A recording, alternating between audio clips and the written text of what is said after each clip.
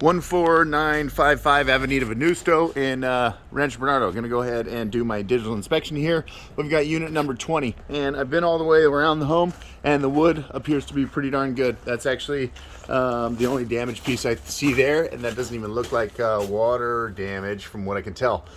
These gutters have seen better days. Not sure why that paint is peeling off the gutters so badly, but I'm guessing that was just a poor paint job in the past.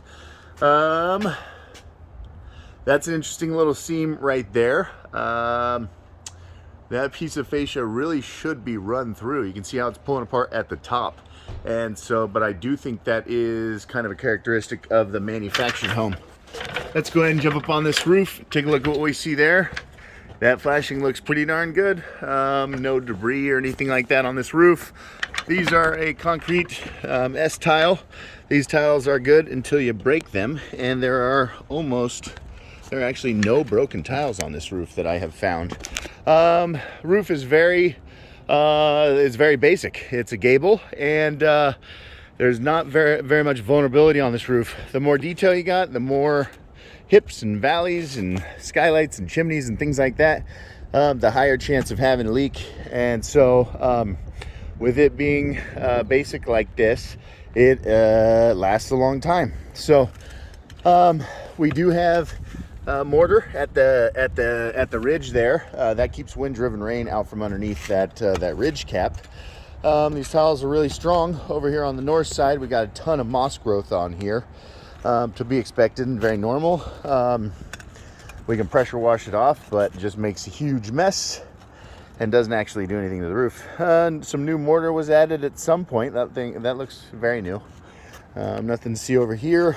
We absolutely are missing ventilation on this roof. No whirlybirds, no dormer vents of any kind. I moved this tile. I wanted to get a look at what the felt looks like underneath it, and it is a 30-pound felt. It's one layer, and it's very badly worn, to be expected for a roof that's 30 years old. There's a nail right there, and if we had a bunch of moisture underneath this tile, this is right in the area where that ceiling mark is showing up. If we get moisture underneath that tile, there would be that nail would be rusty. Even though it's galvanized, it would be rusty. So I don't think that moisture's coming from the roof, fortunately. Definitely still needs to be replaced if we're doing solar. If you weren't doing solar, it might have another couple, 3 to 5 years before you absolutely needed to do it.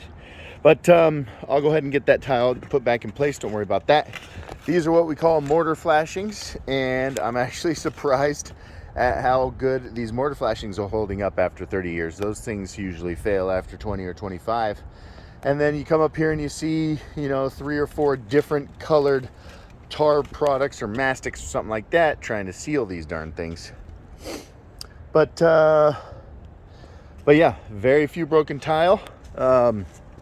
Very little rotten wood. It is just, you know what? This roof is very low slope for tile. This is like a 3 and 12 pitch, especially over the garage. And so there is chances of wind-driven rain getting underneath tile on a low slope. But yeah, so when this roof goes back together, I don't know why they weren't including any type of ventilation, because there is an airspace in there, and if there is an airspace, it should be ventilated.